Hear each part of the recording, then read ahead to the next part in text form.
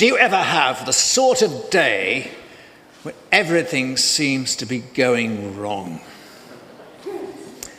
The milk's off, your toothpaste runs out, your shoelace breaks, and you miss the bus. When you finally get to when you're going, the meeting's been cancelled, and they forgot to tell you.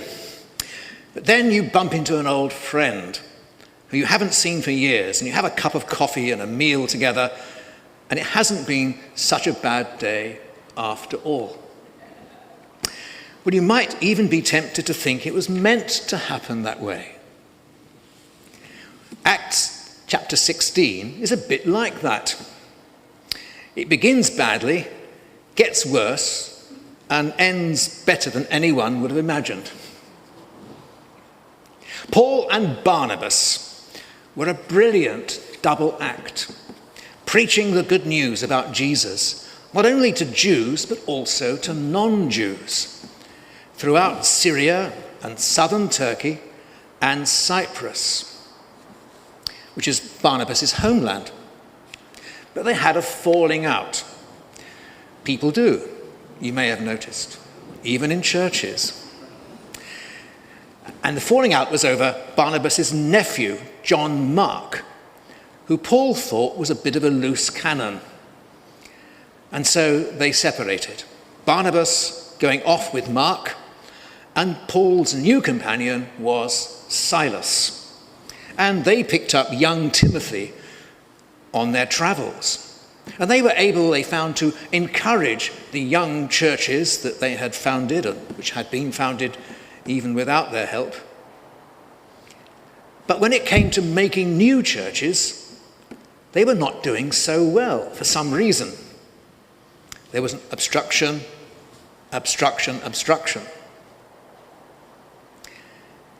It happens. Many a Christian missionary has served faithfully in a remote land and found they had to wait many, many years, maybe 9 or 10 years, before the first convert. Now that's faith, isn't it? Well, Paul and Silas and Timothy carried on in faith and hope, but with little at that time to show for their efforts. One false start after another. So then they finally came to a place they hadn't planned to go to at all, the Aegean port of Troas. And Paul had a vision. There stood a man of Macedonia, pleading with him and saying, "Come over to Macedonia and help us." And Paul and his companions believed that this was a call from God. And 2 days later, they arrived in Macedonia by ship. I think it took them 5 days to go back, but 2 days to get there. And they went on to Philippi. And it seems likely that the evangelist Luke joined them on the journey, in which case, what he writes about in the book of Acts, he was an eyewitness. Philippi was a Roman colony named after the father of Alexander the Great, who centuries earlier had spread Greek language and culture across the Middle East. Because of Alexander the Great, that the New Testament was written in Greek.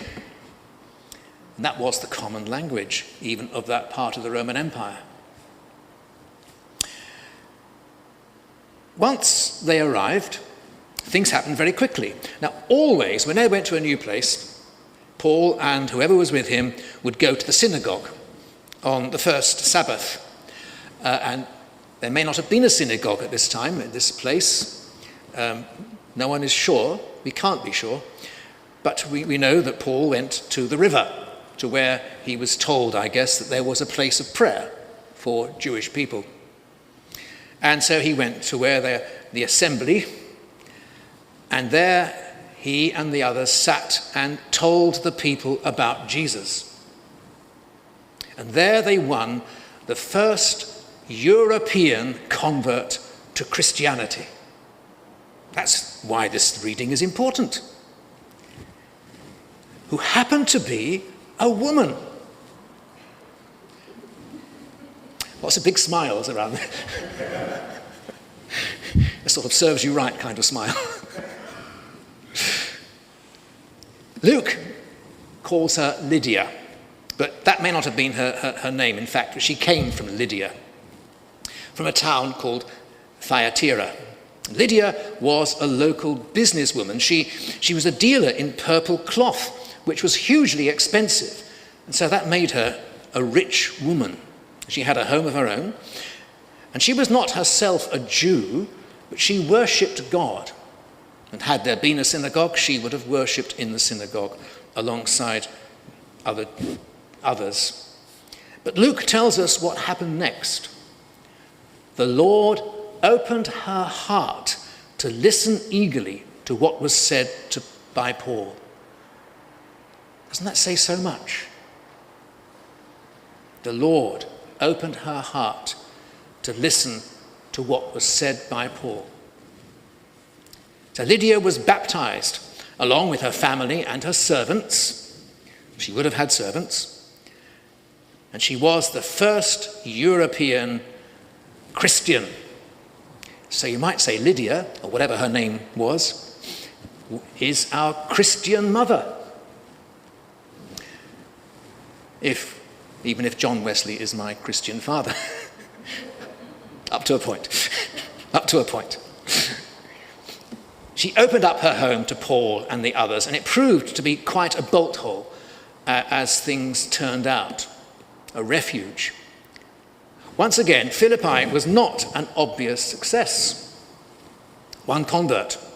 Well, more than one, as we'll hear, because Paul and Silas, and the reading goes on, and if you want to read chapter 16, it's all there, where they meet a slave girl who was possessed in some way, and there were her minders would make money out of her because she had visions or whatever.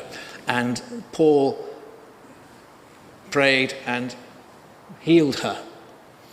And the minders, who were making so much money out of this slave girl, were so furious. They reported Paul and the others, and Paul and Silas were whipped and put in prison. And later they were deported, and they left Philippi altogether. But their jailer, you may remember, if you've read the story and heard the story, their jailer was converted.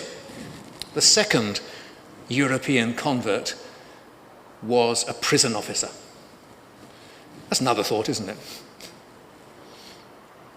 And he was baptized before they left. But that, they say, is another story. And we're lucky to have, in our New Testament, a letter that Paul wrote to the Christians in Philippi. So we know that all ended happily. God's will was done. So there's a lot in this passage about carrying on in faith, even when things don't seem to be happening. Paul probably never intended to go as far as Troas on the northwestern tip of modern Turkey. But one door closed after another, and he and the others found themselves there. It wasn't part of a plan to get into a boat and sail to Macedonia. But they did, and that's where the work took off. It's a reminder that it's God's work we're doing, not ours, carrying on in simple trust despite one disappointment after another may lead us further than we ever intended to go. But that may well be when our small part in God's mission takes off. But we may not see the result. Earlier I mentioned John and Charles Wesley. They were brought up by a devout, if somewhat fearsome, mother, Susanna. They lived a life of prayer and spiritual exercises and Christian service, visiting prisoners and the sick. They developed a way of life labelled Methodist, originally a kind of insult, rather like the label Christian was a kind of insult. They were ordained and both went to Georgia in America as missionaries, hoping to convert the Indians, the Native Americans. But each was left with a sense of dissatisfaction, of wanting more, of even wondering if they were really Christians at all. And then the Lord opened their hearts, as in the case of Lydia. And they led the movement called Methodism, faced with many an obstacle. It was another part of the same movement of the Holy Spirit at that time, which led also, had in an earlier century, led to the Reformed churches and Congregationalism, of course, as part of that. And it unites us, even today, in this church, Reformed and Methodists together, one family. And I rejoice in that. Now, although the second reading, the gospel reading, told a quite different story, which at first sight seems to have no connection with the other, there is in it something of the same, that God's will be done, despite all the obstructions in the way, but not as we might expect it to be done. In contrast to Lydia, who it seems may have been waiting for the gospel without knowing it, and eagerly accepted it when it came, brought by Paul and the others, this is a story about an ungrateful man who didn't expect to be healed, maybe didn't really want to be healed, didn't ask to be healed, and after he was healed, got the healer into trouble. The setting was a double pool, and we've already been introduced to this double pool in a part of Jerusalem known variously as Bethsapha or Bethesda, depending on how you translate the Aramaic. Probably the one which we went to, situated near the temple, more or less opposite the Garden of Gethsemane. And the church there, as we were told, is dedicated to St. Anne. And today the district is occupied by Romany gypsies. So you have the church there, a path going along there, and then as you face the church behind you, a garden wall. And beyond that garden wall, the city wall. And along that wall is where, or back in 2005 when I was there, that is where the Romany gypsies lived in their community. And I last saw Bethesda standing in the garden, having been a guest of one of the people there, and that was lovely, looking across from a home.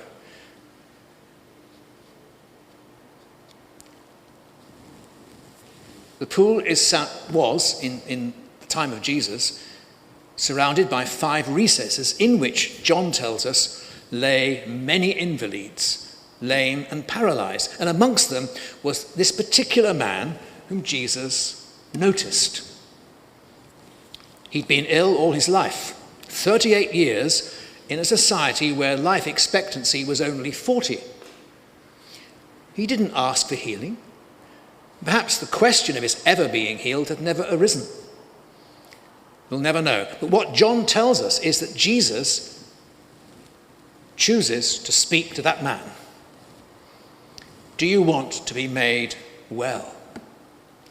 And the man answers Jesus, I have no one to put me in the pool when the water is stirred up, and while I'm making my way, someone else steps down ahead of me. Well, Jesus didn't help him into the water. What he did was say to the man, stand up, take up your mat and walk. And the man, surprisingly, did what he was told and was made well and began to walk. Now, our lection ends there with the words that this was the Sabbath day. And it goes on. And once again, you can find John chapter 5 and read the rest of the story.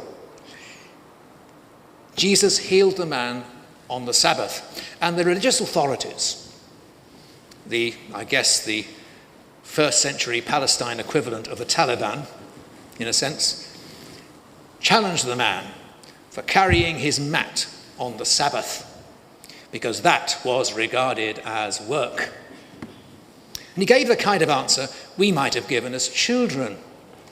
It's not my fault. He told me to do it.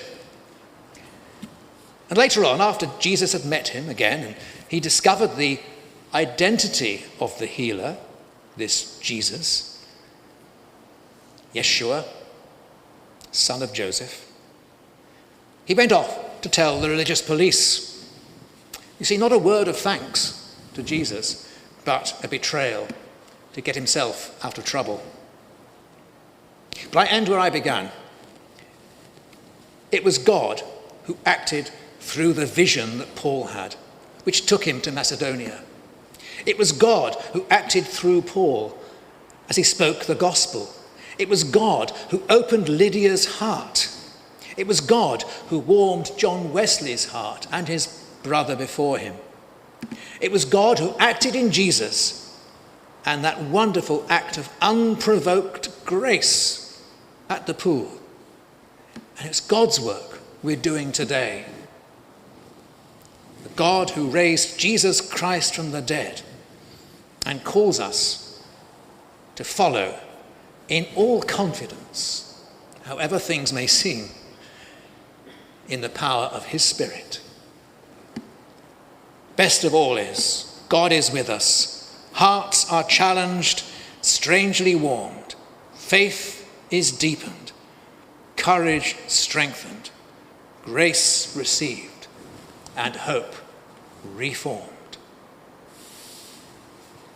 And amen to that.